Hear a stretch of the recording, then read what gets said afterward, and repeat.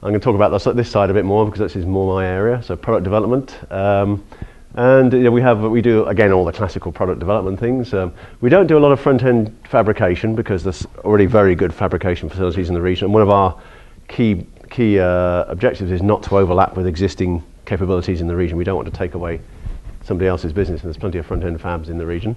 And in fact, we even outsource quite a lot of our product development work where there are local suppliers who are able to do it effectively and efficiently. So we don't do everything ourselves. We do provide some key capabilities in assembly and packaging for micro devices that are not available elsewhere in the region.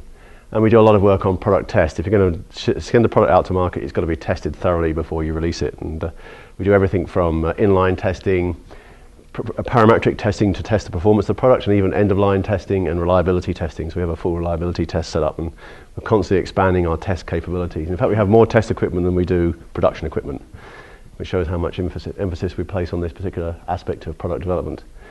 And we're also very hot on design for manufacturing. We want to make sure that if you design something, it can be made. Otherwise, there's no point in designing it in the first place, in my perspective. So we're very keen on design for manufacturing. We use a lot of simulation and so on up front to help explore the design space before we commit to spending money on making things. So we try to do that as much as possible. That's the most cost-effective way of developing products.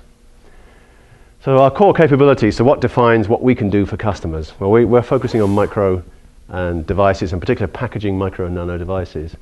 But one of the things we do, which is slightly off that theme, but still very, very relevant to this space, the agricultural and forestry space, is being able to make polymer lab-on-a-chip devices. Being able to make these little miniature devices which can carry out complex bioreactions and be used for point of use detection of various pathogens or chemicals. We also do high-performance hybrid modules. We do particularly a high-temperature, very highly stable version of hybrid modules. But the expertise we develop there is also transferable to other lower reliability hybrid modules based on polymer boards. I've got 1 minute left, have I? Oops, I'm running out of time here. So advanced packaging for micro and nano devices, micro machining, and so on. So what I'll do is I'll just very quickly talk about the polymer lab-on-a-chip stuff. This is a very interesting technology.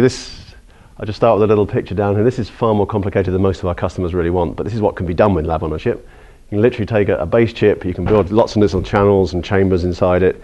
You can carry out reactions, you can build miniature heaters to heat things up and cool things down, and you can build in sensors and electrodes so you can actually carry out what you do in a lab on a chip, hence lab-on-a-chip. In reality, most people want something a lot simpler than that. Our lab-on-a-chip is based on a hot embosser. We've got one of the best hot embossers the best hot embosser in North America, we believe.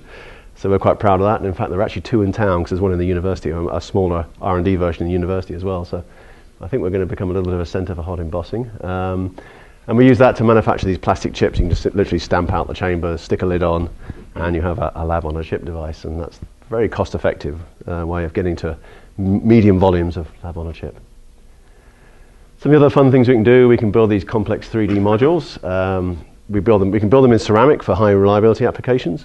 We can also build them in polymer for, if people need that, for lower costs, but still very sophisticated applications. We have a whole suite of design tools behind this as well to do HighSpeed RF Design, which is kind of where the modules tend to be going. This is a multi-layer process that lets us build up multiple layers with conductors, through vias, resistors, capacitors, everything all embedded in the module. It means surface mount active components, or we can surface mount other passive components for whatever reason. So a whole bunch of capabilities there. And then we have lots of other fun things as well. We can do EBeam welding, we've got a laser cutter, lots of useful tools. So if you want to find out more about the tools, talk to me afterwards. I can tell you some of our capabilities. And we're very hot on simulation design. This is just a sample of our core tools. We have probably 2 or 3 times as many additional design tools for doing specific tasks as well. So we do multi-physics simulation. We can simulate pretty much anything with ANSYS. We also have the SolidWorks, which lets us do the 3D modeling to feed into ANSYS. High-speed design with ADS, then optical design, and then some layout tools for things like PCB and so on. And tons of characterization capabilities. It's just, again, a small sample of what we can do for characterization. I think I better wrap up here. And beyond what we do ourselves, we have many collaborative relationships so we can expand our reach significantly into other technologies.